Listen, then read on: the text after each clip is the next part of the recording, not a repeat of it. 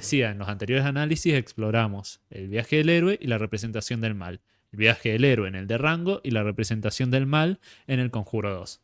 Pero bueno, en esta ocasión volvemos a encontrarnos con una historia que sigue el camino del héroe, pero con una visión mucho más violenta y despiadada, donde la justicia y la venganza van de la mano. O sea, vamos a tocar estos dos temas en este análisis. Y la verdad que, teniendo en cuenta la peli que ya había nombrado, no es casualidad que al hablar de estos temas de violencia y venganza, no se nos muestra otro director más que el director que ha convertido la violencia en un sello personal, el cual es Quentin Tarantino. Ahí pone la presentación, no sé por qué no aparece acá. Eh, para quienes no lo conozcan, lo cual es difícil, es un director muy hablado bastante en el mundo del cine, Tarantino es el genio detrás de películas como Pulp Fiction, Tiempos Violentos, como se tradujo erróneamente en algunos países. También director de Kill Bill y de Bastardos sin Gloria. Aunque comenzó su carrera moviéndose en el género de gángster, con el tiempo expandió su estilo hacia otros terrenos. El cine de artes marciales, como vemos en Kill Bill, el bélico, como vemos en Bastardos sin Gloria, y el policial, como vemos en Jackie Brown. Pero en este caso vamos a hablar del género western. No voy a detenerme a hablar del género principalmente, pero sí de que tomó el género este para realizar dos películas que la verdad son muy buenas. Justamente la que vamos a hablar ahora y la otra que es Los 8 más odiados. Tienen que verla. No vamos a hablar del género western porque ya lo exploramos en Rango. Y quería destacar que más bien que Tarantino logró algo grande con esta película, la cual es Django Unchained, Django sin cadenas, ya que revivió un género que era casi olvidado. El género de western se exploraba más durante la época de los 50, 60, por ahí, que estaba más en auge, con películas como El bueno, el malo y el feo, o sea, toda la trilogía del dólar. Ay, se me olvidó el nombre de esta película. Bueno, el director John Ford, que había dirigido La Diligencia. O sea, una banda de películas y con el actor John Wayne, con Clint Eastwood. Era un cine de esa época más bien. Pero ahora como que logró como revivir un poco, al igual que Rango, y adaptarlo con éxito a la sensibilidad del cine moderno, o sea, dándole su sello, el cual dijimos era la violencia. Y bueno, quería tirar un dato antes porque a pesar de que no vamos a hablar del western, el Django comparte bastantes cosas del western, o sea, del género western claramente. Y algunas de esas son como el tema me expresé mal. Tiene muchos detalles del western y también tiene muchos detalles igual que Rango. Y es algo que me gustó mucho. Porque en Rango, si se acuerdan, nosotros teníamos a los mariachis que contaban la historia de Rango. Y acá en Django nosotros escuchamos diversas canciones, incluso alguna de hip hop, donde cuenta más o menos sobre los personajes o de alguna forma no tan directa, pero sí como que los nombran de vez en cuando alguna relación con lo que está pasando en escena. Por ejemplo, hay una canción que dice His name is King, he had a horse, y hace referencia claramente al mentor de Django, que es King Jules, que ya voy a explicar más o menos. Pero claro, o sea, comparte mucha relación con Rango, pero no vamos a hablar del género western. Me gustó solo tirar ese dato porque está muy bueno, porque le da ese toque mitológico. Pero bueno, esta película tiene muchos aspectos interesantes que podríamos analizar: su estructura, su género, el inconfundible estilo del director, incluso sus personajes que han sido ampliamente discutidos, con un elenco de lujo que en Django Unchained, que nos presenta a Django, interpretado por Jamie Foxx, quien sería un esclavo afroamericano que tras ser liberado por el cazarrecompensas King Schul, se embarca en un peligroso plan para rescatar a su esposa, Brunhilda. Su misión lo lleva hasta Candyland, la plantación propiedad de un hombre que personifica la crueldad y el sadismo, el cual es Calvin Candy, interpretado por Leonardo DiCaprio. Desde el análisis del Conjuro 2, como dije, vengo explorando la representación del mal en el cine y creo que Calvin Candy es un caso perfecto para profundizar esta idea. todo el análisis no se trata de Candy, pero sí va a ser como el eje principal de este análisis. Porque la verdad hay que admitir que Leo DiCaprio la rompe y hace uno de los mejores villanos que tiene Tarantino en su filmografía. Porque es espectacular. Si no han visto Django antes de venir a ver este análisis, no sé qué están haciendo, la verdad. No sé qué están haciendo. Además, este análisis tiene spoiler. Así que, gente, vamos a hablar un poco de Calvin Candy y Candyland. Así que vamos a arrancar. Primero, como les dije, los personajes son muy importantes acá. Sobre todo el personaje de Calvin, que sería el villano de esta historia. No es un villano común, sino más bien una personificación del mal absoluto.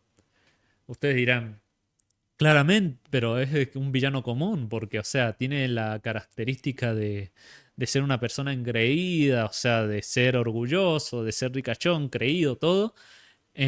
¿Por qué no sería un villano común? Es que claramente, o sea, los villanos como que tienen su característica que lo hace de tener el término de villano, pero en este caso siento que le quiso dar como un fin más absoluto, ya que en toda la película se puede presenciar el mal, o sea, el tema central es el racismo que hay en la película y la explotación de los esclavos, de las personas afroamericanas como esclavos. Y claramente, lo que Calvin Candy acá representa es la personificación de ese mal absoluto. Él como que sería la imagen clara de todo esto. Porque su plantación, Candyland, como vemos después en la peli, es un reino donde los esclavos sufren tormentos extremos y donde la violencia es un espectáculo. Por eso es como la representación del mal absoluto. Tiene todo, o sea, justo todos los malos temas que se tratan en Django. Candy encarna los rasgos de un demonio tentador, alguien que ofrece placer y lujo mientras perpetúa la brutalidad. O sea, esa es como la lectura de Calvin Candy. Es como una especie de demonio, por así decir. Sería el diablo en esa situación. Y Cándilas sería como una representación del infierno, por así decir. Su vestimenta es como una lectura, o sea, de ese mal, ya que frecuentemente, o sea, lo vemos al principio de la película vestido de rojo, que es un color asociado con el infierno y con la sangre, y su entorno refuerza aún más su carácter infernal, ya que en la decoración que tiene, o sea, las telas rojas de fondo en su casa ahí en Candyland, en su mansión, le dan como un aire casi también ritualista por momentos. Más adelante explico por qué, después de explicar al personaje, pero bueno, más allá de su apariencia, su comportamiento es el que lo define como un ser demoníaco. Eso hay que dejarlo claro. Porque sin embargo cuando su atuendo cambia a tonos más marrones, esto como que, o sea, perdón, reformulo, cuando Candy está vestido de rojo es como una representación del infierno, de la sangre, o sea, una representación del mal, pero cuando está vestido de marrón como que hace una... O sea, a medida que va avanzando la película lo vemos vestiendo más de colores más amarronados. Eso también como que muestra cierta degradación de su estatus, ya que se nota como Django y King Schultz le van tomando el pelo para que ellos puedan salvar a Brunhilda y no para comprar a uno de sus esclavos. Es como un acercamiento más a la decadencia o incluso a su caída inminente que sucede a medida que avanza la película. El marrón es un color más terrenal, menos imponente que el rojo. Puede sugerir que en ese punto de la historia Candy ha perdido parte de su aura de control absoluto, acercándose a su destino final. También podría reflejar que, aunque él se cree un ser superior en el fondo, es tan mortal y vulnerable como cualquier otro. Pero bueno, esa sería como una representación visual. O sea, no estoy diciendo claramente que Candy es el diablo, porque es una forma de representar el mal. O sea, te lo hace ver Tarantino como que es una persona diabólica, infernal, por así decir. O sea, si seguimos esta visión diabólica que le da Tarantino, podemos decir que Calvin Candy encarna incluso algunos aspectos de los pecados capitales. Por ejemplo, en la primera imagen notamos la lujuria, porque se insinúa en su relación ambigua con su hermana Lara, con gestos y miradas que dan a entender que hay como un lazo incestuoso, por así decir. hay como una representación ahí de la lujuria. Después en el siguiente está como el tema de la avaricia, que es su motor. Es como que pidiendo sumas absurdas por un luchador mandingo eh, y siempre buscando la máxima ganancia. Como que quiere así como triunfar él, o sea, siempre busca así la mayor cantidad de plata, o sea, incluso Stephen le dice, no, el criado de él le dice que lo están engañando King y Django porque, porque claramente le ofrecen una suma absurda que claramente no van a pagar, que es de $12,000 dólares. En cambio, si le dijeran que quieren comprar una esclava por $400, él no les iba a prestar atención, porque es un tipo avaricioso que va a buscar el mayor monto de dinero posible. Eh, pero claro, o sea, ahí ya hay representación de la lujuria y la avaricia, mientras que por otro lado tenemos la representación de la pereza. Esta es rara porque no es tan directa, pero sí como que está presente que desde otros personajes. Acá podemos ver al abogado y a King Schultz hablando del tema de que Calvin Candy como que sabe un poco de francés. Se nota como que presume un poco así hablar francés, pero que en realidad no se molesta en aprenderlo. Le dice justamente unas palabras en francés King Schultz y el abogado le dice, pero por favor no le hablen francés a él porque se avergüenza. Claramente como una pereza, por así decir, un desprecio al conocimiento. O sea, no le interesaría. Por otro lado, también tenemos la ira, eh, que acá se presenta claramente cuando descubre el plan de King Schultz y de Django. Descubre que el engaño de ellos, de, de que querían salvar a Brunhilda, y eso le causa eh, que desarrolle un carácter explosivo, o sea, que se actúa de esa forma iracunda, así de bronca, de sentirse traicionado y todo. Pero hay uno de los pecados que más se hace destacar después de la lujuria, la avaricia, la pereza y la ira. Hay uno que claramente es el que conforma totalmente a Candy, que es la soberbia.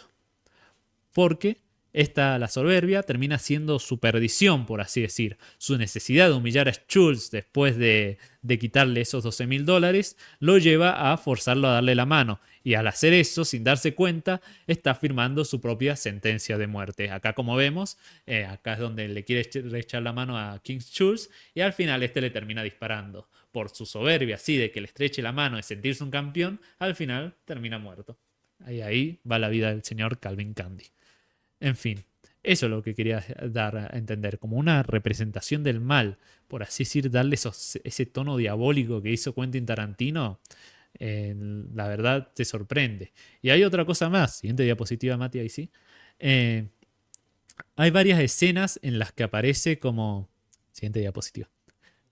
La cambiaste. Que no se veía. A ver, siguiente. Ahí está. Por ejemplo, acá, otros datos que quería tirar, es que cuando vemos la parte de la escena, vemos cómo en la escena aparecen estas velas plateadas así decorativas. Es como si estuvieran en una mansión de un vampiro, por así decir. Refuerza como ese aire satánico y le da como un toque ritualista al entorno, como decía anteriormente. Y encima que tenés el cráneo ahí que coloca y atrás se ven a los dos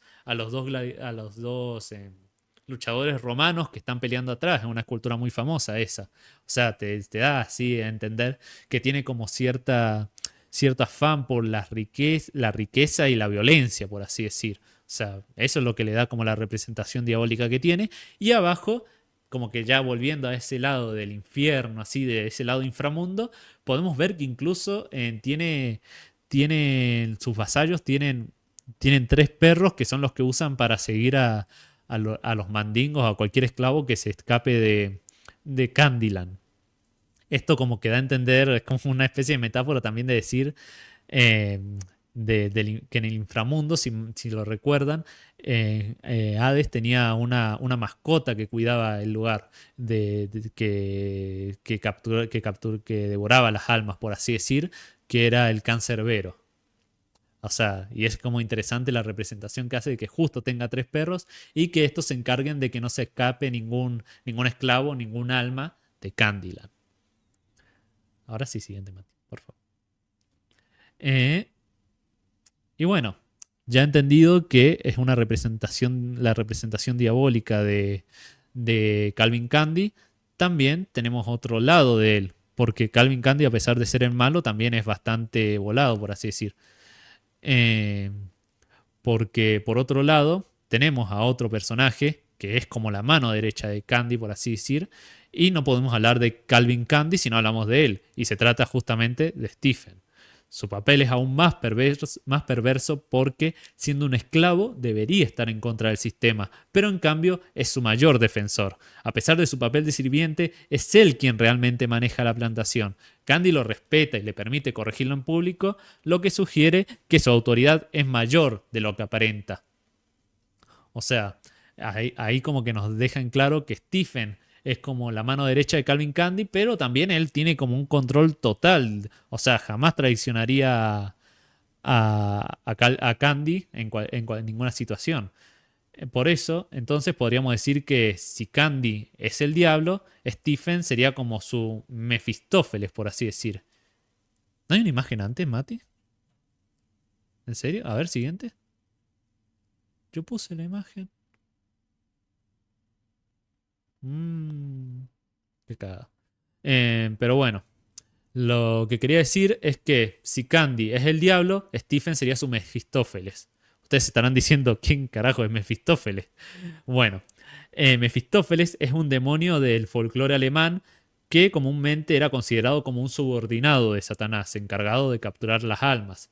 Eh, para quien no sepa, este aparece en la leyenda alemana de Fausto, que ha sido adaptada en varias obras. La versión más famosa es la de Johann Goethe, Goethe, iba a decir, no está mal dicho.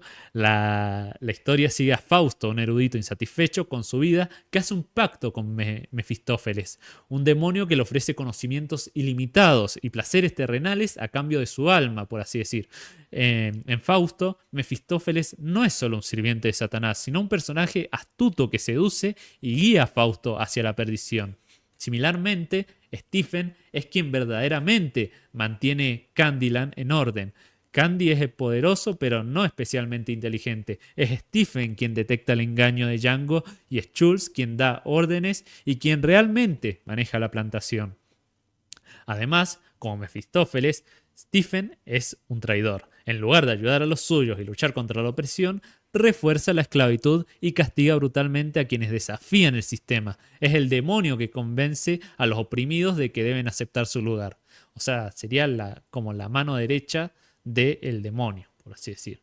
Es como una representación muy satánica, o sea, la que se tiene de Candyland como el infierno, Calvin Candy como el diablo y en Stephen como su vasallo, en este caso si lo comparamos con Fausto, Mefistófeles.